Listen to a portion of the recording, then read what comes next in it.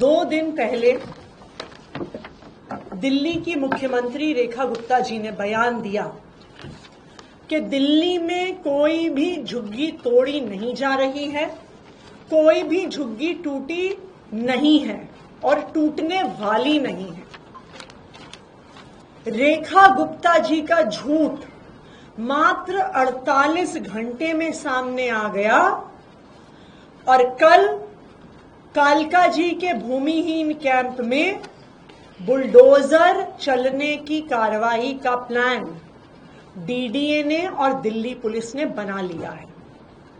आज पूरी तरह से पुलिस, सीआरपीएफ, पूरी फोर्स ने भूमिहीन कैंप को घेर लिया और जबरदस्ती लोगों को अपने घरों से बाहर निकाल रहे थे।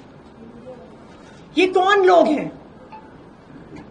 ये भूमिहीन कैंप में रहने वाले लोग हैं जो 20 साल, 30 साल, 40 साल, 50 साल से वहां पे रह रहे हैं, कालका जी के इलाके में काम करते हैं, वहीं पर उनके बच्चे स्कूल में पढ़ते हैं।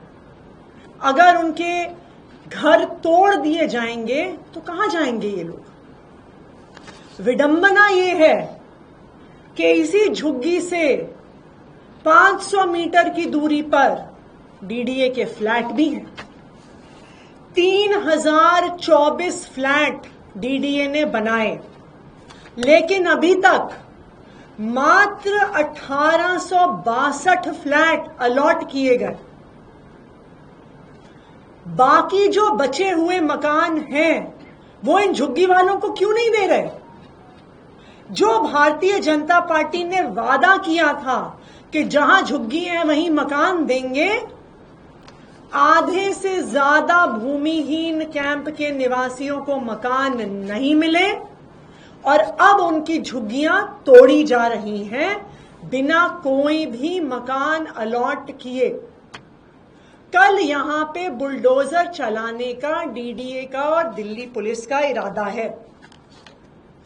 रेखा गुप्ता जी कहती हैं कि जी कोर्ट का ऑर्डर है, कोर्ट का ऑर्डर है, हम कोर्ट के ऑर्डर का पालन कर रहे हैं सिर्फ। लेकिन मैं ये भी बता दूं, ये कोर्ट का ऑर्डर आया कैसे? जब ये भूमिहीन कैंप के निवासी कोर्ट गए मकान मांगने के लिए, तो भारतीय जनता पार्टी की डीडीए और भारतीय जनता पार्टी की दिल्ली सरकार ने कोर्ट में मकान देने से मना कर दिया, मकान अलॉटमेंट का पुरजोर विरोध किया और कोर्ट में कहा कि इन झुग्गियों को तोड़ दिया जाए। तो रेखा गुप्ता जी, कोर्ट का ऑर्डर भी भारतीय जनता पार्टी की डीडीए, भारतीय जनता पार्टी की दिल्ली सरकार और भारतीय जनता पार्टी की डूसिब लेके आई है। बीजेपी ने इन गरीब झुग्गी वालों के खिलाफ बड़े बड़े वकील दिल्ली हाईकोर्ट में खड़े कर दिए कि हम तुम्हें मकान नहीं देंगे, हम तुम्हारी झुग्गी तोड़ेंगे। तो पहले भाजपा वाले कोर्ट से ऑर्डर लेके आते हैं, फिर उस कोर्ट के ऑर्डर के पीछे छुप के कहते हैं जी कोर्ट का ऑर्डर है। आज दिल्ली वालों ने भारतीय जनता पार्टी का असली चेहरा देख लिया है। वो एक एक करके दिल्ली में से सारी झुग्गियां साफ कर रहे हैं।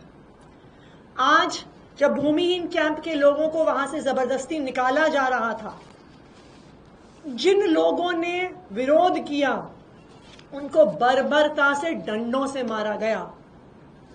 कई भूमिहीन कैंप के निवासियों को डिटेन करके फतेहपुर बेरी पुलिस स्टेशन लेके गए।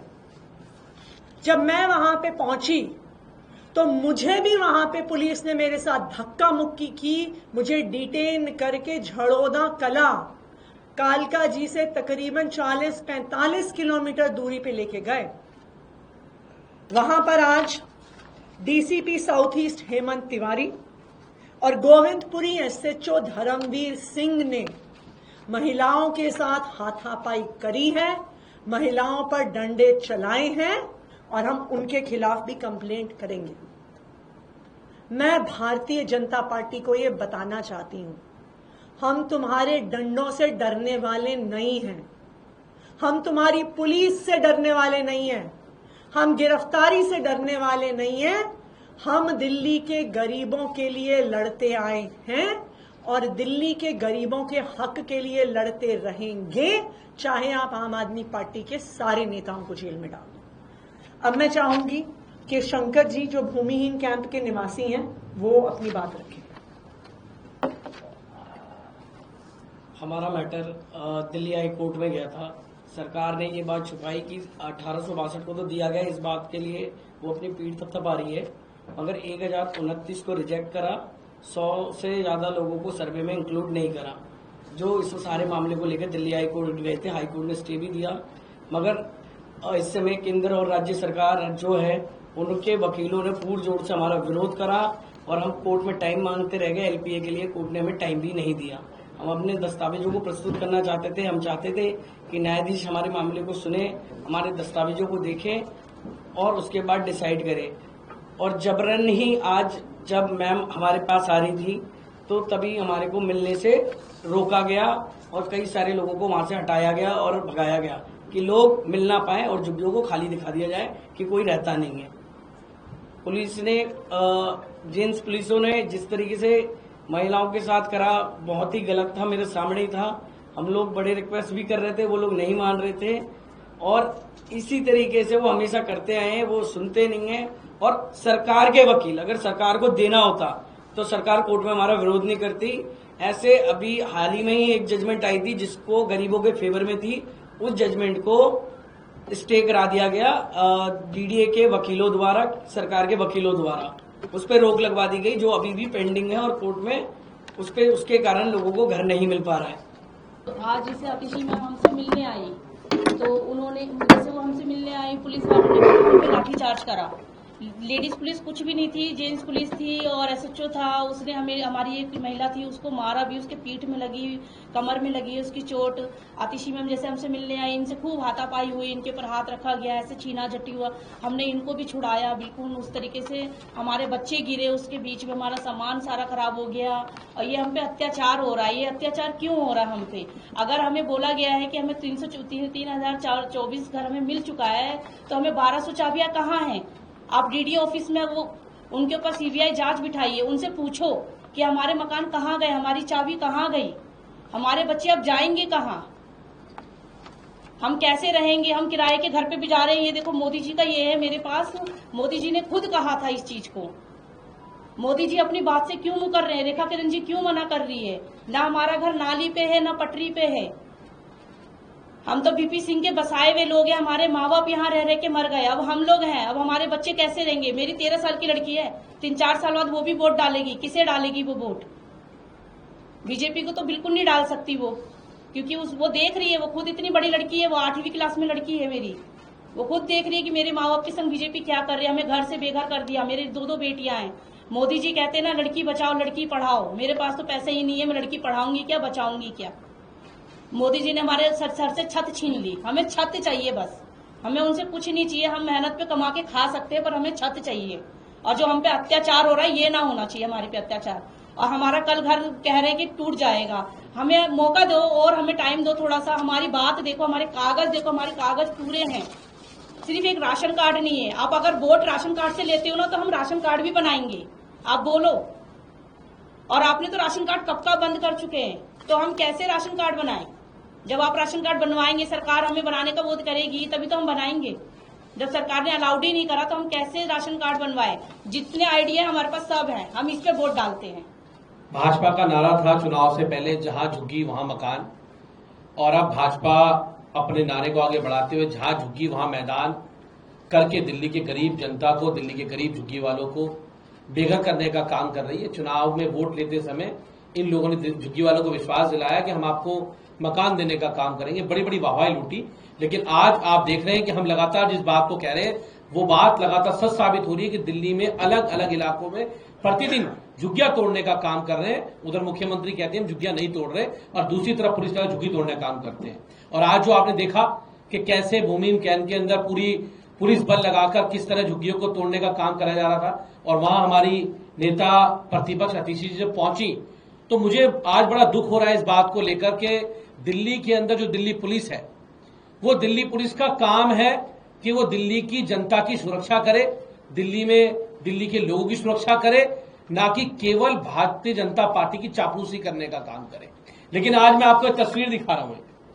ये तस्वीर आप देखिए, ये तस्वीर कहीं ना कहीं आपको ये शर्मसार करने वाली तस्वीर है कि ये एक डीसीपी के द्वारा, एक डीसीपी जो उस इलाके के डीसीपी हैं, वो किस तरह से एक 2 बार की विधायक, लीडर ऑपोजिशन, मुख्यमंत्री रही, एक महिला पर किस प्रकार से एक डीसीपी उनसे हाथापाई करते हैं, किस प्रकार से धक्का मुक्की करते हैं, किस तरह से ये हेमंत तिवारी नाम के डीसीपी जो वहां पर, क्या इनको इसलिए लगाया गया कि आप एक महिला के साथ, आप जो लीडर ऑपोजिशन के साथ जो जनता का दर्द सुनने के लिए आई हुई है, जो जनता से बात करने के लिए आई हुई है, क्या इलाके के विधायक को, एक नेता प्रतिपक्ष को यह अधिकार नहीं है वो अपने लोगों से मिल सके?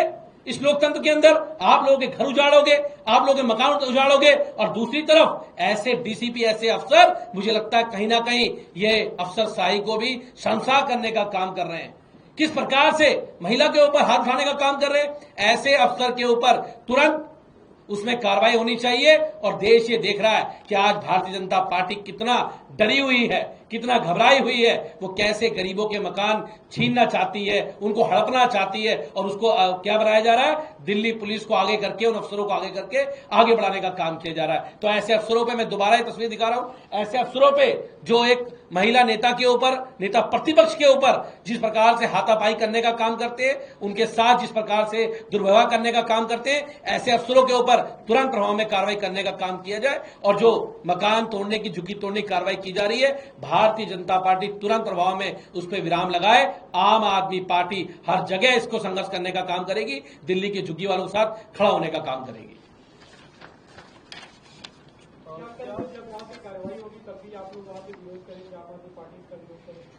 देखिए, सबसे पहले तो हम उम्मीद करते हैं कल सुबह हाईकोर्ट में हियरिंग भी है, जहां पर अपने कागजात जो भूमिहीन कैंप वाले हैं वो रखेंगे। लेकिन अगर हाईकोर्ट से स्टे नहीं भी मिलता है तो हम बिल्कुल झुग्गी वालों के साथ खड़े रहेंगे। और मैं दिल्ली सरकार को ये कहना चाहती हूं कि कल जब हाईकोर्ट में केस जाएगा, आपकी असलियत इस बात से पता चलेगी कि डीडीए का वकील क्या कहता है, वो झुग्गी वालों के साथ खड़ा होता है या उनका विरोध करता है। दिल्ली सरकार का वकील क्या कहता है, वो झुग्गी वालों के साथ खड़ा होता है, उनका विरोध करता है। और दूसरे का वकील क्या कहता है, हम इसको देखेंगे और पूरी दिल्ली वालों को बताएंगे। क्योंकि जब तक आम आदमी पार्टी दिल्ली सरकार में थी, चाहे सड़क पर हो चाहे कोर्ट में हो, हमेशा झुग्गी तोड़ने का विरोध आम आदमी पार्टी और उसकी सरकार ने किया। ऑर्डिनेंस का मतलब होता है चोर दरवाजे से कानून लेकर आना। जब कैबिनेट में पहली बार ये बिल आया, ये दिल्ली के इतिहास में पहली बार हुआ होगा कि इतनी बड़ी पॉलिसी, इतना बड़ा कानून बिना किसी रायशुमारी, बिना किसी पब्लिक कंसल्टेशन के हुआ। क्यों? क्योंकि भारतीय जनता पार्टी माता पिता के हक में नहीं बिल बना रही। भारतीय जनता पार्टी प्राइवेट स्कूलों को बचाने के लिए कानून लेकर आ रही है। दिल्ली के प्राइवेट स्कूलों में पढ़ने वाले बच्चों के माता पिता इंतजार कर रहे थे कि जब ये बिल विधानसभा में पेश होगा तो तब तो पता चलेगा इस बिल में क्या है, तब वो अपनी राय रख सकते हैं, चाहे विपक्ष के विधायकों के माध्यम से। लेकिन भारतीय जनता पार्टी चोर दरवाजे से ऑर्डिनेंस के रूप में बिल लेके आ रही है। क्यों? क्योंकि अगर बिल विधानसभा के पटल पर आ गया तो सबको पता चल जाएगा कि ये बिल माता पिता को बचाने के लिए नहीं है, बढ़ी हुई फीस से बचाने के लिए नहीं है।